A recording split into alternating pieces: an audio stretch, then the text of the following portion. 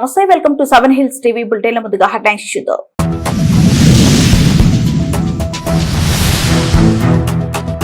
మూడు రోజుల సీఎం చంద్రబాబు కుప్పం పర్యటన సక్సెస్.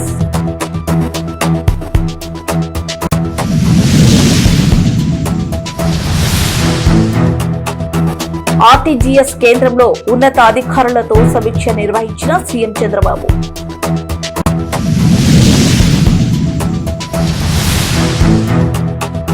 శ్రీ సిటీలో విద్యుత్ పరికరాల తయారీ యూనిట్ కు మంత్రి లోకేష్ ఆహ్వానం.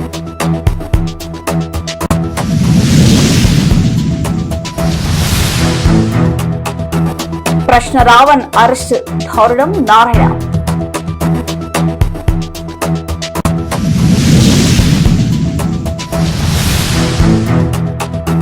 రైతులను మభ్యపెట్టేందుకు వైసీపీ ఆందోళనలు చేస్తున్నారు. ఎంపీ ప్రసాదరావు విమర్శ.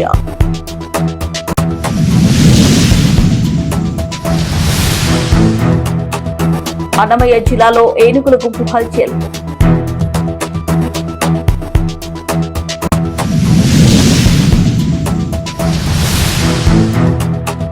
తమ న్యాయమైన సమస్యలు పరిష్కరించాలని కోరుతూ కలెక్టర్ కార్యాలయం ముందు అంగన్వాడీ కార్యకర్తలు నిరసన. ఆంధ్రప్రదేశ్ రాష్ట్ర ముఖ్యమంత్రి చంద్రబాబు నాయుడు చేపట్టిన 2 రోజుల రాయలసీమ పర్యటన విజయవంతంగా ముగిసింది.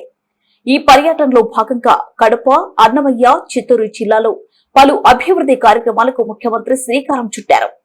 కోట్లాది రూపాయలు విలువైన మౌలిక వసతులు, ప్రాజెక్టులను ప్రారంభించడంతో పాటు మరికొన్ని అభివృద్ధి పనులకు శంకుస్థాపనలు చేశారు.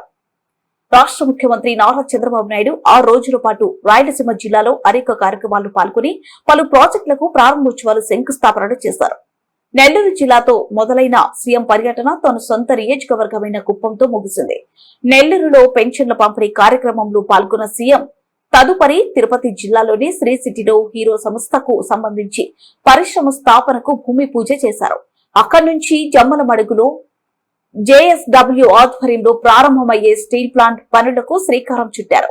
తన సొంత నియోజకవర్గమైన కుప్పంలో 3 రోజుల పాటు పలు కార్యక్రమాల్లో పాల్గొని కుప్పం నియోజకవర్గంలో 9,322 కోట్ల పెట్టుబడితో ఏర్పాటు చేయనున్న పరిశ్రమలకు ప్రారంభోత్సవాలు, శంకుస్థాపన చేశారు. పార్టీ నేతలు, కార్యకర్తలతో సమావేశమై దిశానిర్దేశం చేశారు. అనేక సంవత్సరాలుగా పెండింగ్ లో ఉన్న కంగుండి రైతుల సమస్యలను పరిష్కరించి వారికి పాస్ పుస్తకాలను పంపిణీ చేశారు. కుప్పంలో రైతులు, వివిధ రకాల లబ్ధిదారులు, ఉద్యోగస్తులు, పార్టీ నేతలు, పారిశ్రామికవేత్తలతో 3 రోజుల పాటు సుదీర్ఘంగా చర్చించారు. అనంతరం కుప్పం నుంచి సీఎం నేరుగా అమరావతి చేరుకున్నారు.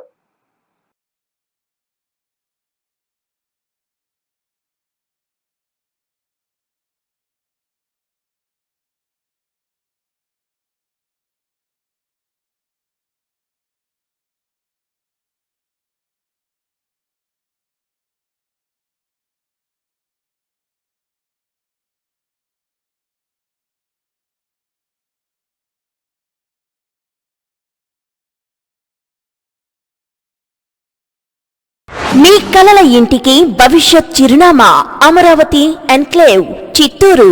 చిత్తూరు నగరానికి అత్యంత సమీపంలో అత్యాధునిక సదుపాయాలతో రూపొందించిన ప్రీమియం వెంచర్. ఇప్పుడే ప్లాట్ ను బుక్ చేసుకోండి, మీ కలల సౌధాన్ని నిర్మించుకోండి. మా ప్రత్యేకతలు: గ్రాండ్ ఎంట్రన్స్ ఆర్చ్, ప్రతి ప్లాటుకు వాటర్ కనెక్షన్, బీటీ రోడ్లు, 24 గంటలు సీసీ కెమెరా భద్రత, సోలార్ లైటింగ్ సౌకర్యం, లేఅవుట్ కు electric fencing, complete compound wall, ఇంకా వెంటనే ఇల్లు నిర్మించుకునే అవకాశం. న్యూ కలెక్టర్ ఆఫీస్ కు 100 మీటర్ల దూరంలో, ఆర్టీఓ ఆఫీస్ ఎదురుగా రైల్వే స్టేషన్ మరియు బస్టాండ్ కు కేవలం 2 కిలోమీటర్ల దూరంలో, చెన్నై బెంగళూరు ఎక్స్ప్రెస్ హైవే కు దగ్గరగా, ప్రశాంత వాతావరణంలో, భద్రతతో కూడిన గేటెడ్ కమ్యూనిటీ. మీ కుటుంబ భవిష్యత్తుకు సరైన పెట్టుబడి. ఇప్పుడే బుక్ చేసుకోండి. అమరావతి ఎన్క్లేవ్, మీ కలల గృహానికి ఆహ్వానం. మరిన్ని వివరాలకై సంప్రదించండి. అమరావతి ఎన్క్లేవ్ చిత్తూరు.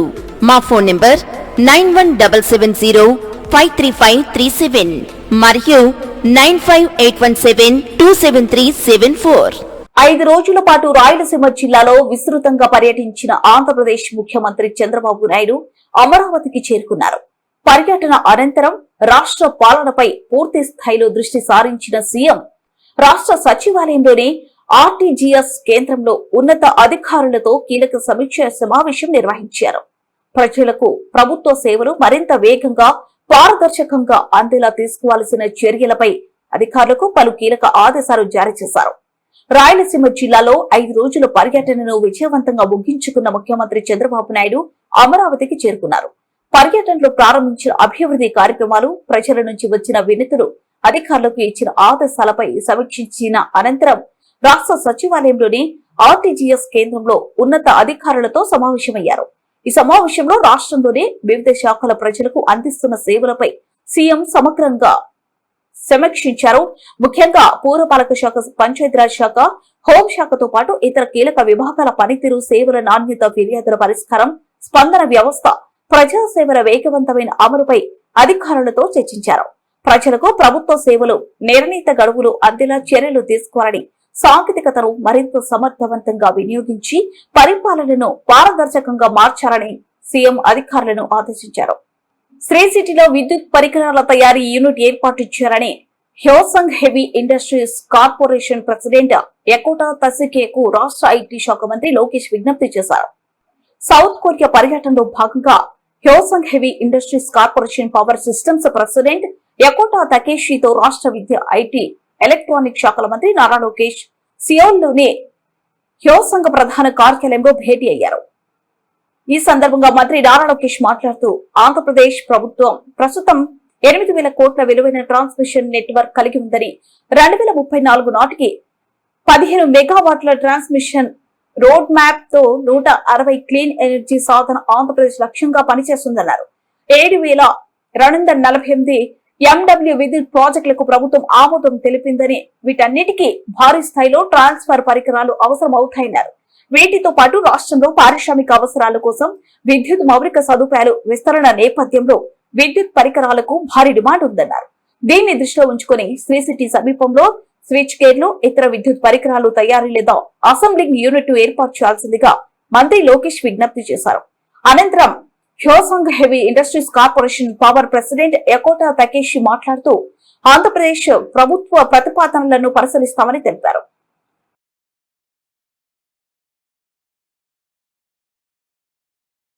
ప్రజా ఉద్యమాల నాయకుడు ప్రశ్నారావును యూఏపీఏ చట్టం కింద అరెస్టు చేయడం ప్రజాస్వామ్య స్ఫూర్తికి విరుద్ధమని సిపిఐ జాతీయ నాయకుడు కె నారాయణ తీవ్రంగా విమర్శించారు. గతంలో ప్రస్తుత ఉప ముఖ్యమంత్రి పవన్ కళ్యాణ్ ప్రతిపక్షంలో ఉన్నప్పుడు ఏం మాట్లాడారు, ప్రశ్నారావణ్ కూడా అదే మాట్లాడారని, దీనిపై పోలీసులు రకరకాల కేసులు నమోదు చేసి జైల్లో పెట్టడం విచారకరమని సిపిఐ నేత నారాయణ పేర్కొన్నారు. ప్రజాస్వామ్యంలో నిరసన తెలియజేసే హక్కు ఉందని, గత ప్రభుత్వ హయాంలో డ్రైవర్ సుబ్రహ్మణ్యం హత్య చేసి డోర్ డెలివరీ చేసిన ఘటన జరగగా ఈ ప్రభుత్వంలో ఏకంగా శవాన్ని మాయం చేసి బూడిద కూడా లేకుండా చేస్తున్నారన్నారు. ఇది ప్రజాస్వామ్య దేశంలో మంచిది కాదన్నారు. రాజ్యాంగానికి, న్యాయ వ్యవస్థకు వ్యతిరేకంగా రాష్ట్ర ప్రభుత్వం వ్యవహరించడం సరైనది కాదన్నారు. తప్పు చేస్తే చట్టపరమైన చర్యలు ఉండాలే కానీ కక్షపూరిత వైఖరి ఉండకూడదని నారాయణ పేర్కొన్నారు. పోలీస్ స్టేషన్లో వాళ్ళ టీడీపీ ఆఫీసర్, జనసేన ఆఫీసర్ దాన్ని చెప్పారు. చివరికి ఉపచట్టం కింద అరెస్ట్ చేశారు. ఇది మహారాష్ట్ర మొన్న మహారాష్ట్రలో మాధవ్ జస్టిస్ మాధవ్ తీర్పిచ్చారు. Modi down down, Amit Shah down down చెప్పిన దానికి వాళ్ళ పైన కేసులు పెట్టారు. కేసులు పెట్టి ఆయన అడిగింది ఏంటంటే, డెమోక్రటిక్ కంట్రీలో నిరసన చేసే హక్కు ఉంది, మరి డౌన్ డౌన్ మొత్తం మీరు అరెస్ట్ చేస్తారా, అదే ఏదైనా నియంత్రణ జస్టిస్ మాధవ్ రైట్ గా చెప్పారు. అనేక చట్టాలు ఉన్నాయి కూడా. ఇది విచిత్రం ఏంటంటే, గత గవర్నమెంట్ లో శవాన్ని డోర్ డెలివరీ చేశారు. ఇప్పుడు ఈ గవర్నమెంట్ లో శవాన్ని మాయం చేసి బూడిద కూడా ఇస్తారు. ఎక్కడ పోతుంది ఇది? ఏ ప్రభుత్వాలు వచ్చా కూడా పోలీసులు ఉపయోగించి వాళ్ళ ప్రత్యర్థులు ఏం ఆలోచించే పని చంపేయడం, డోర్ డెలివరీ చేయడం, మోసానికి పూర్తి వెళ్లకుండా బూడిద చేసుకోవాలని, చివరికి బూడిద కావాలని కూడా నీలా పడిపోవడం, ఇవన్నీ చూస్తుంటే రాజకీయ వ్యవస్థ ఒక అరాచకం వస్తారు. అరాచకం ప్రతిపక్షాలు చూస్తున్నారు, అధికార పక్షం నుంచి వస్తారు. అధికార పక్షం చూసేటువంటి అరాచకాన్ని ఎదుర్కోవడానికి ప్రజాస్వామ్యం బలోపేతం అవసరం. నేను తీవ్రంగా ఖండిస్తున్నాను. ఇది మంచిది కాదు. దీనిపైన చట్టపరమైన చర్యలు తీసుకోవాలి తప్ప, రాజ్యాంగాన్ని కాపాడుకోవాలి తప్ప, రాజ్యాంగ వ్యతిరేక, న్యాయ వ్యవస్థ వ్యతిరేక పనులు రాష్ట్ర ప్రభుత్వం చేయడానికి అనుకుంటున్నాను. మామిడి రైతులకు ప్రభుత్వం అన్ని విధాలుగా సహాయ సహకారాలు అందిస్తుందని వైసీపీ ఉద్దేశపూర్వకంగానే ఆందోళన చేస్తున్నట్లు చిత్తూరు ఎంపీ ప్రసాదరావు ఆరోపించారు. మామిడి రైతులకు కేంద్ర రాష్ట్ర ప్రభుత్వాలు అన్ని విధాలుగా సహకారం అందిస్తున్నాయని, అయితే వైసీపీ రైతులను మభ్యపెట్టేందుకు ఆందోళన కార్యక్రమాలు చేస్తున్నారని చిత్తూరు ఎంపీ ప్రసాదరావు పేర్కొన్నారు. ఈ సందర్భంగా చిత్తూరు ఎంపీ కార్యాలయంలో ఏర్పాటు చేసిన మీడియా సమావేశంలో ఎంపీ దగ్గుమల్ల ప్రసాదరావు మాట్లాడుతూ, గత ఏడాది మామిడి సంక్షోభ పరిస్థితుల్లో ప్రభుత్వం రైతులకు చేయూత ఇవ్వాలన్న సంకల్పంతో ₹4 ప్రోత్సాహధర ప్రకటించిందని, ఈ ఏడాది అదే పరిస్థితి నెలకొనడంతో ₹4 చొప్పున ప్రభుత్వం అందిస్తున్నట్లు పేర్కొన్నారు. కేంద్ర ప్రభుత్వం మామిడి రైతులకు సహకారం అందించేందుకు ముందుకొచ్చిందని, ఇందుకోసం ప్రత్యేక కమిటీని చేస్తున్నట్లు ఎంపీ తెలిపారు. వైసీపీ నాయకులు కేవలం ఉద్దేశపూర్వకంగా రైతులను తప్పుదోవ పట్టించడం ప్రతిపక్ష పార్టీకి దినచర్యగా మారిందని ఎంపీ అన్నారు. వీళ్ళకి సపోర్టింగ్ ప్రైస్ ఇవ్వడం జరిగింది. లాస్ట్ టైం వెంటనే అన్ని అందరి అకౌంట్లో క్రియేట్ చేయడం ఈసారి మనం ప్రామిస్ చేసాం. దీనిలో సర్క్యులర్ రావడం 20వ తారీఖు వచ్చింది. దానికి చాలామంది 20 నుంచే ఇస్తారనుకుంటున్నారు. కాదు, నిన్న కలెక్టర్ గారితో మాట్లాడడం జరిగింది, సీఎం గారితో కూడా డిస్కషన్ అయింది. అది 1st నుంచి ఇస్తారు. జూన్ 1st నుంచి సర్క్యులర్ 20 ఉన్నా కూడా 1st నుంచి అందరికి ఇస్తారు. డౌట్స్ ఉండక్కర్లేదు. నిన్న 2-3 ఎక్స్ప్రెస్ చేశారు. 1st నుంచి ఎవరైతే సప్లై చేశారో మొత్తానికి ₹4 సపోర్ట్ ప్రైస్ చూసాం. గిట్టుబాటు ధర అనేది ఎంత గిట్టుబాటు ధర అనేది ఇప్పుడు ఫ్యాక్టరీ వాళ్ళు ఇస్తున్నది ప్లస్ ₹4 కలిపితే మనకి ₹10, ₹11 అవుతుంది. గవర్నమెంట్ తీసుకుంది ఎక్కడ, చర్య తీసుకుంది ఎక్కడ? మరి ఇవన్నీ చూస్తూ కూడా పత్రికల్లో వస్తున్నాయి, తర్వాత సర్క్యులర్లు వస్తున్నాయి, అందరికీ ప్రచారం జరిగింది. అయినా కూడా గవర్నమెంట్ ఏం చేయట్లేదు. గవర్నమెంట్ నుంచి గిట్టుబాటు రావట్లేదు, ఉద్యమాలు చేస్తున్నారు, అయ్యే రిపోర్ట్ కూడా చేస్తున్నారు. మీరు వాళ్ళు ఎందుకని క్వశ్చన్ చేయట్లేదు? ఇచ్చారు కదా ₹4, ఎందుకని మీరు దీనికి వ్యతిరేకంగా మాట్లాడుతున్నారు? ఇంకా ఏది సైడ్ నుంచి చేస్తున్నా కానీ మేము వాళ్ళు చేసే ఉద్యమం వాళ్ళు చేస్తున్నారు, ఇది గిట్టుబాటు రావట్లేదు, లేకపోతే రైతులు ఇదే తప్పితే మనం ఇక్కడ చేస్తున్నాము వాళ్ళకి నష్టం రాకుండా. ఇప్పుడు ఇట్లాంటి క్లిష్టమైన పరిస్థితుల్లో లాభం రాకపోతే నష్టం అయితే రాకుండా జరుగుతుంది కదా. లాభం ఎప్పుడైతే అంతకుముందు 100 సంవత్సరాల్లో చూసాం మనం, ఎప్పుడైతే పంట తక్కువ ఉందో మనం ₹20కి ₹24 కూడా అమ్మిన సందర్భాలు ఉన్నాయి. అప్పుడు ఈ సమస్య రాలేదు. ఈ సమస్య వచ్చినప్పుడు ప్రభుత్వం వెంటనే స్పందించేస్తుంది. కేంద్ర ప్రభుత్వం కూడా మన వ్యవసాయ మంత్రి శివరాజ్ సింగ్ చౌహాన్ వచ్చినప్పుడు కూడా దీని గురించి మాట్లాడారు. సపోర్ట్ ప్రైస్ ఇస్తామని చెప్పారు. కేంద్ర ప్రభుత్వం స్పందిస్తుంది, రాష్ట్ర ప్రభుత్వం స్పందించి దాని వెంటనే వీళ్ళకి అండగా నిలబడుతుంటాయి. ఇంకా కాదని చెప్తే ఎక్కడ ఇది ఏ విధంగా దాని సమర్థన ఇవ్వు, ఒకసారి వాళ్ళనే ప్రశ్నిస్తే బాగుంటుంది. అట్లాగే ఇది ప్రతి సంవత్సరం ఎప్పుడైతే ఈ షార్టేజ్ వచ్చినప్పుడు సమస్య వస్తుందో దీనికోసమని ICAR ఉంది కదా, దాని నుంచి ఒక నిపుణుల కమిటీ కూడా వేయడం జరిగింది. స్టడీ చేయండి దీనికి ఎట్లా ఎప్పుడైతే కష్టం వచ్చిందో దాన్ని ఎలా మీట్ అవ్వచ్చు, ఎవ్రీ టైం మనం ఇట్లా సమస్య వచ్చినప్పుడు ఎలా సపోర్ట్ చేద్దాం, లేకపోతే పర్మనెంట్ సొల్యూషన్ ఏదైనా చేద్దామని స్టడీ చేసి రిపోర్ట్ కమిటీ వేస్తారు. ఆ రిపోర్ట్ వచ్చిన తర్వాత సమస్యలు తగ్గుతాయి. దీనిలో బేసిక్గా మనకి 2 స్టేట్లకి ఎక్కువ సమస్య ఉంది. దానిలో మనం మొదటి స్టేట్ తోతాపురి పల్ప్ పర్పస్ పండించేది మనం. ఉత్తరప్రదేశ్ మ్యాంగో ప్రొడక్షన్లో ముందున్నా కూడా వాళ్ళన్నీ డొమెస్టిక్ వెరైటీ పండిస్తారు కదా, పల్ప్ పర్పస్ తక్కువ. వాళ్ళు ఎక్స్పోర్ట్ చేస్తారు, టేబుల్ వెరైటీ ఎక్స్పోర్ట్ చేస్తారు, డొమెస్టిక్గా చేస్తారు. కానీ పల్ప్ ప్రొడక్షన్కి మాత్రం మన తోతాపురి క్వాలిటీ, దానికి అనువైన ఫ్రూట్ కాబట్టి మనమే ఇక్కడ ఎక్కువ సఫర్ అవుతుంది. అన్నమయ్య జిల్లాలో ఏనుగుల గుంపు హల్చల్ చేస్తుంది. అటవీ సరిహద్దు ప్రాంతంలోనే పంట పొలాలపై ఏనుగులు దాడులు చేస్తూ బీభత్సం సృష్టించడంతో ఆ ప్రాంత ప్రజలు హడలిపోతున్నారు. అన్నమయ్య జిల్లా కేవీపల్లి మండలం జిల్లెల మంద అటవీ సరిహద్దు ప్రాంతంలోనే పంట పొలాలపై ఏనుగులు మంద దాడులు పరంపర కొనసాగుతుంది. సుమారు 12 ఏనుగులు ఈ ప్రాంతంలో తిష్ట వేసి పంట పొలాలను నాశనం చేస్తున్నాయి. వరి, మామిడి తదితర కూరగాయల తోటలను ధ్వంసం చేస్తుండటంతో భారీగా పంటలకు నష్టం వాటిల్లుతోంది. ఏనుగుల గుంపు గ్రామ సమీపంలో సంచరిస్తుండటంతో గ్రామస్తులు తీవ్ర భయాందోళనకు గురవుతున్నారు. చేతికొచ్చిన పంటలను ఏనుగులు నాశనం చేస్తుండటంతో తీవ్రంగా నష్టపోతున్నట్లు రైతులు వాపోతున్నారు. రాత్రి వేళలో గ్రామ సమీపంలో సంచరిస్తున్న నేపథ్యంలో ఎలాంటి ప్రాణ నష్టం జరుగుతుందో అన్న భయంతో గ్రామస్తులు వణికిపోతున్నారు. అటవీ శాఖ అధికారులు ఏనుగుల గుంపును సమీప అడవిలోకి తరమేందుకు స్వత విధాలు ప్రయత్నిస్తున్నారు. తమ న్యాయమైన సమస్యలు పరిష్కరించాలని డిమాండ్ చేస్తూ చిత్తూరు కలెక్టర్ కార్యాలయం ఎదుట అంగన్వాడీ కార్యకర్తలు ధర్నా చేపట్టారు. రాష్ట్ర వ్యాప్తంగా అంగన్వాడీ కార్యకర్తల ఆందోళన కార్యక్రమంలో భాగంగా చిత్తూరు కలెక్టర్ ఎదుట ఏఐటియుసి ఆధ్వర్యంలో అంగన్వాడీ కార్యకర్తలు ధర్నా నిర్వహించారు. ఈ సందర్భంగా అంగన్వాడీ కార్యకర్తల సంఘ నేతలు మాట్లాడుతూ 50 సంవత్సరాలుగా అంగన్వాడీ కార్యకర్తలు వేతనంతో సరిపెట్టుకోవాల్సి వస్తుందని, జీతాలు పెంచాలని అనేక పర్యాయాలు ప్రభుత్వాలకు విన్నవించినా పట్టించుకోలేదని ఆరోపించారు. ఇతర డిపార్ట్మెంట్ సంబంధించి పనులు కూడా అంగన్వాడీ కార్యకర్తలు చేయాల్సిన పరిస్థితి వస్తుందని, తద్వారా పని భారం పెరిగిందన్నారు. పని భారం తగ్గించాలని, కనీస వేతనం 36,000గా నిర్ణయించాలని, వెంటనే ప్రమోషన్లు కల్పించాలని, ప్రీ స్కూల్స్ ను బలోపేతం చేయాలన్నారు. యాప్లను రద్దు చేయాలని, గతంలో ఇచ్చిన హామీలను వెంటనే అమలు చేయాలని డిమాండ్ చేశారు. లేని పక్షంలో మరో ఉద్యమానికి శ్రీకారం చుడతామని హెచ్చరించారు. ఈ కార్యక్రమంలో ఏఐటియుసి నాయకులు నాగరాజ్, పలువురు అంగన్వాడీ కార్యకర్తలు పాల్గొన్నారు. రోజు రాష్ట్ర వ్యాప్తంగా అంగన్వాడీ సమస్యల పరిష్కారం కోసం ఏఐటియుసి, ఐఎఫ్టియు రాష్ట్ర సంఘాలు రెండు కలిసి కూడా ఈ యొక్క ఉమ్మడి కార్యక్రమాన్ని నిర్వహించుకోవడం జరుగుతూ ఉంది. ప్రధానంగా ఈ రోజు అంగన్వాడీ వాళ్ళకి 42 రోజుల సమ్మె సందర్భంగా మినిట్స్ లో ఇచ్చిన హామీలని మేము అధికారానికి వచ్చిన వెంటనే పరిష్కరిస్తాము, మీకు జీతాలు పెంచుతామని చెప్పి ఈ కూటమి ప్రభుత్వం 2 సంవత్సరాలు పూర్తిగా వస్తున్నా ఇంతవరకు జీతాలు పెంచలేదు. అదే విధంగానే యాప్లు తగ్గించండి, పనుభార్యం తగ్గించండి అని కొట్లాడుతూ ఉంటే ఇప్పుడు కొత్తగా నవచేతన యాప్ అనేసి గత 1వ తారీఖు నుంచి ఈ రాష్ట్ర ప్రభుత్వం తీసుకొని రావడం జరిగింది.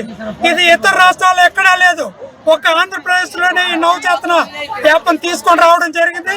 ఈ యాప్ ని రద్దు చేయాలి. ఈ యాప్ వల్ల ఒక్కొక్క పిల్లోడికి స్క్రీనింగ్ చేయాలంటేనే 20 నిమిషాలు పడుతుంది. వాళ్ళ తల్లిదండ్రులకు సంబంధించి మొత్తం డేటా కలెక్ట్ చేయాలంటే అర్ధగంట పడుతుంది. ఇప్పటికి వాళ్ళు ప్రీ స్కూల్ నడపాలన్నా ఈ టెస్ట్లు యాప్లు చూడాలనేది ఈ రోజు అంగన్వాడీ వాళ్ళు అయోమయ పరిస్థితిలో ఉన్నారు. కాబట్టి ప్రీ స్కూల్ ని పథకం ప్రకారం ఈ రోజు ఈ కేంద్ర రాష్ట్ర ప్రభుత్వాలు నిర్వీర్యం చేసేదానికి ఈ యాప్లను తీసుకొని రావడం జరుగుతూ ఉంది. ఈ రోజు మెడికల్ డిపార్ట్మెంట్ చేయాల్సినటువంటి ఈ యొక్క సర్వేలను కూడా అంగన్వాడీ వాళ్ళ పైన పెట్టి ఈ సర్వేలను చేయండి అని ఒత్తిడి తేవడాన్ని తీవ్రంగా ఖండిస్తున్నాం. ఇప్పటికైనా కూటమి ప్రభుత్వం ఇప్పటికైనా కళ్ళు తెరిచి రేపు 13వ తారీఖు చర్చలని చెప్తా ఉన్నారు. చర్చల్లోనే న్యాయం చేయాలని కోరుతున్నాం. దేశంలో ఈ రోజు అంగన్వాడీ వ్యవస్థ ఏర్పడి 50 సంవత్సరాలు పూర్తి అవుతున్నా ఈ రోజు మాకు గౌరవ వేతనంతో ఫుల్ టైం వర్కర్లుగా అంటే ప్రభుత్వ ఉద్యోగులతో సమానంగా మాతో పనిచేయించుకుంటూ ఈ రోజు గౌరవ వేతనం ఇచ్చి అధికారుల వేధింపులు, రాజకీయ వేధింపులు ఎక్కువైనాయి. అదే విధంగా ఈ రోజు 42 రోజులు సమ్మె చేసినప్పుడు మాకు కొన్ని మినిట్స్ కాపీ ప్రభుత్వం ఇచ్చింది, అది నెరవేర్స్తామని ఈ రోజు కూటమి ప్రభుత్వం హామీ ఇచ్చి 2 సంవత్సరాలు పూర్తి అవుతున్నా కనీసం వాళ్ళు మమ్మల్ని అంగన్వాడీ వర్కర్లు వాళ్ళ సమస్యలు ఏంటని పిలిచి మాట్లాడడానికి లేదు. ఈ సందర్భంలో మార్చి 5న మేము చలో విజయవాడ కార్యక్రమం చేపట్టాము. ఆ సందర్భంలో మంత్రి గారు పిలిచి మీకు వారం రోజుల లోపల ముఖ్యమంత్రితో మాట్లాడి విషయం తెలియజేస్తామని చెప్పి ఈ రోజు 3 నెలలు అవుతా ఉన్నా కూడా మా జీతాలు గత తేల్చలేదు. ఇదే సందర్భంలో అనేక యాప్లు తీసుకొచ్చున్నారు. ఏపీ ప్రగతిశీల anganwadi workers and helpers union IFT అనుబంధం రాష్ట్ర ప్రధాన కార్యదర్శి. గత 42 రోజులు సమ్మె చేశాము. 3 సంఘాల ఆధ్వర్యంలో జేఏసీగా అప్పుడున్నటువంటి ప్రభుత్వము మినిట్స్ కాపీలు పొందుపరిచినటువంటి అంశాలన్నీ కూడా ఒక్కొక్కటిగా ఈ యొక్క కూటమి ప్రభుత్వము నెరవేరుస్తామని చెప్తున్నదే తప్ప 2 సంవత్సరాలైనా కూడా యొక్క అంగన్వాడీలకు వేతనాలు అయితే పెంచలేదు, పని భారం పెంచుతూ ఉన్నది. ఈ రోజు సీనియారిటీని బట్టి శాలరీస్ లేవు, వేసవి సెలవులు లేవు, రకరకాల యాప్లు తీసుకొచ్చి అంగన్వాడీ వాళ్ళ వీపులు మోతలైపోతున్నాయి. ఈ యొక్క రకరకాల యాప్లన్నీ కూడా రద్దు చేయాలని చెప్పి మేము ఈ యొక్క కూటమి ప్రభుత్వాన్ని డిమాండ్ చేస్తున్నాము. కూటమి ప్రభుత్వం బీసీలకు అన్ని రంగాల్లో సముచిత స్థానం కల్పిస్తున్నట్టు రాష్ట్ర బీసీ సంక్షేమ శాఖ మంత్రి సవిత తెలిపారు. తెలుగుదేశం పార్టీ వ్యవస్థాపక అధ్యక్షుడు రామారావు బీసీల అభివృద్ధికి పునాది వేస్తే ప్రస్తుత ముఖ్యమంత్రి నారా చంద్రబాబు నాయుడు ఆ పునాదిపై గోపురాలు కడుతున్నట్లు మంత్రి సవిత తెలిపారు. మంత్రి మీడియాతో మాట్లాడుతూ 2 ఏళ్ల కూటమి ప్రభుత్వం పాలన బీసీల సంక్షేమానికి అనేక పథకాలను ప్రవేశపెట్టడం జరిగిందన్నారు. ముఖ్యంగా వడ్డేర్లకు సంబంధించి పలు వినూత్న పథకాలను ప్రవేశపెట్టామన్నారు. ప్రతి సంవత్సరం బడ్జెట్ లో బీసీలకు సింహభాగం కల్పిస్తున్నామన్నారు. ఈ ఏడాది బడ్జెట్ లో 51 కోట్లను కేటాయించామన్నారు. గత వైసీపీ పాలనలో విద్యార్థి ఇవ్వాల్సిన బకాయిలను సైతం చెల్లించాలని మంత్రి తెలిపారు. రాష్ట్ర వ్యాప్తంగా బీసీల విద్యార్థుల కోసం 10 కొత్త గురుకుల పాఠశాలను ఏర్పాటు చేశామన్నారు.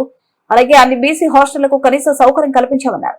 ఏడాది బీసీ వసతి గృహాలలో విద్యాపరంగా మంచి ఫలితాలను సాధించినట్లు మంత్రి చెప్పారు.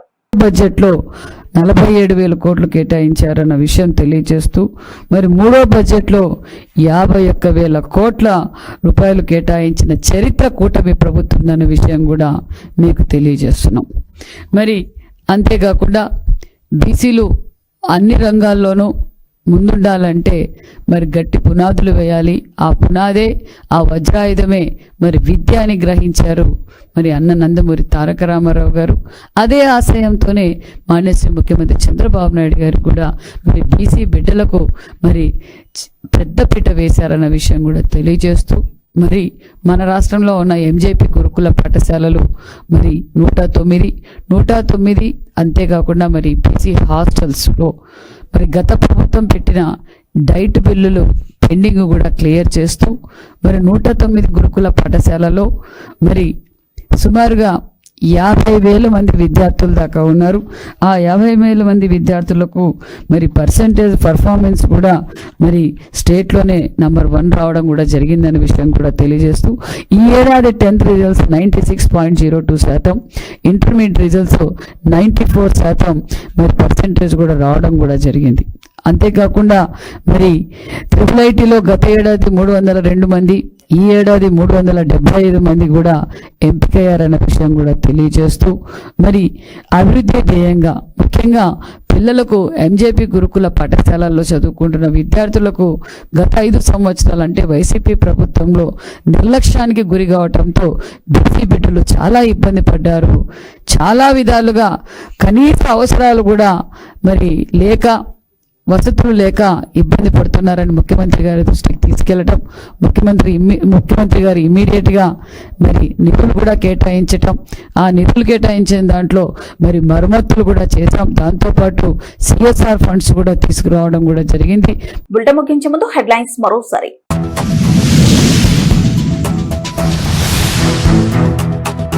మూడు రోజుల సీఎం చంద్రబాబు కుప్పం పర్యటన సక్సెస్.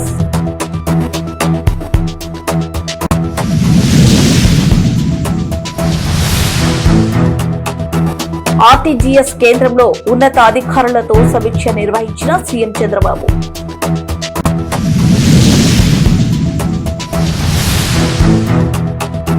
శ్రీ సిటీలో విద్యుత్ పరికరాల తయారీ యూనిట్ కు మంత్రి లోకేష్ ఆహ్వానం.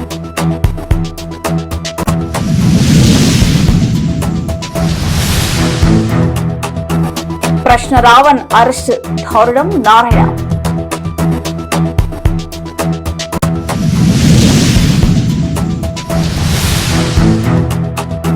రైతులను మభ్యపెట్టేందుకు వైసీపీ ఆందోళనలు చేస్తున్నారు. ఎంపీ ప్రసాదరావు విమర్శ.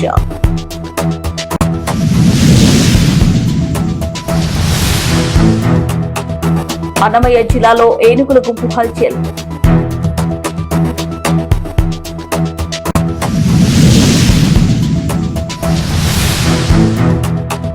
తమ న్యాయమైన సమస్యలు పరిష్కరించాలని కోరుతూ కలెక్టర్ కార్యాలయం ముందు అంగన్వాడీ కార్యకర్తలు నిరసన. మరో బులెటిన్ మళ్ళీ కలుద్దాం. Stay with us. వాస్తవానికి మీ దగ్గరగా ఇది 7 Hills TV.